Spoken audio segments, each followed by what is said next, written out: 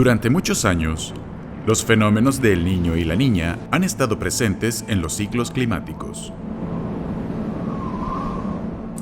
De hecho, no son ciclos desconocidos. Sabemos que son capaces de alterar la temperatura a nivel global, causar efectos climáticos muy extremos en diferentes países, y en general, su aparición sucede entre cada 2 a 7 años. Pero durante la última década, su presencia es cada vez más casual. El Niño y la Niña, dos grandes fenómenos capaces de alterar el clima en el mundo.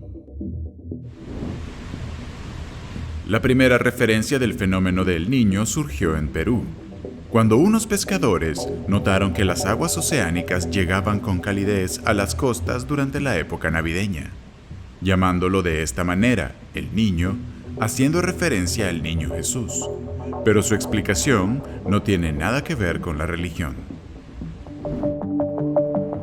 El llamado episodio del Niño, en realidad solo representa una mitad del fenómeno, la mitad más cálida, pero depende desde qué país estés.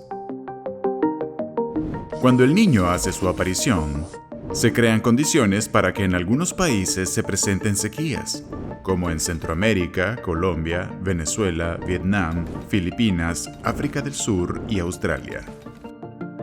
Y en cambio, sus efectos en lugares como Perú, Bolivia, Ecuador, Uruguay, México y África del Este son totalmente adversos y representan un clima con mayores precipitaciones que muchas veces se traducen en inundaciones. La Niña, por su parte, representa la fase opuesta del fenómeno, es decir, la mitad fría del ciclo, provocando exactamente lo contrario en los mismos países o regiones. Lo que antes era sequía se convierte en un escenario húmedo, y donde había más precipitaciones se torna a un ambiente seco. ¿Cómo se originan el Niño y la Niña? El fenómeno tiene que ver con variaciones tanto en el océano como en la atmósfera. En un año normal, los vientos alisios alrededor del Ecuador soplan en dirección oeste y empujan el agua caliente de la superficie hacia el continente asiático. Cuando esto pasa, genera una especie de piscina superficial donde el agua fría se eleva hacia las costas de América del Sur. Pero a veces, la presión de estos vientos se debilita al punto de llegar a soplar en sentido contrario. Esto genera las condiciones necesarias para que la piscina de agua caliente avance hacia el este, produciendo la fase cálida, es decir, el Niño. En ocasiones, los vientos pueden llegar a ser más fuertes de lo normal, y cuando eso sucede, devuelven el agua tibia al Pacífico Occidental, provocando que el agua fría aflore en el Pacífico Oriental y existan condiciones más frías de lo normal, es decir, la Niña. Sin embargo, no es tan sencillo como parece, porque deben conjugarse a la vez muchos eventos atmosféricos, oceánicos y variables locales para que sucedan estos fenómenos. Por eso, tratar de predecir el impacto que tendrá cada evento resulta como tratar de resolver un cubo de Rubik, donde el movimiento de una de las caras afecta el otro lado. La Niña y el Niño continuarán a lo largo del siglo XXI y se volverá cada vez más intenso. Debemos actuar ahora para evitar que estas cosas se conviertan en tragedias masivas en el futuro. ¿En qué nos afecta el fenómeno del Niño y la Niña? Cada evento tiene propiedades únicas de intensidad, inicio y duración. Aunque siempre ha resultado una tarea difícil predecir sus consecuencias, hemos aprendido que la sola presencia del fenómeno del Niño es una amenaza para la agricultura, independientemente de qué tan intenso sea. Durante la dominancia del Niño, se presenta más área agrícola afectada por la sequía, que se traduce en pérdidas para el sector agropecuario. Pero esta mitad cálida, la del Niño, También puede generar la presencia de huracanes, cuando sucede el Niño canónico, la versión clásica del fenómeno y que viene acompañado de huracanes con origen en el Pacífico. Mientras que en casos especiales como el Niño Modoki, la presencia de los huracanes abunda en el Océano Atlántico.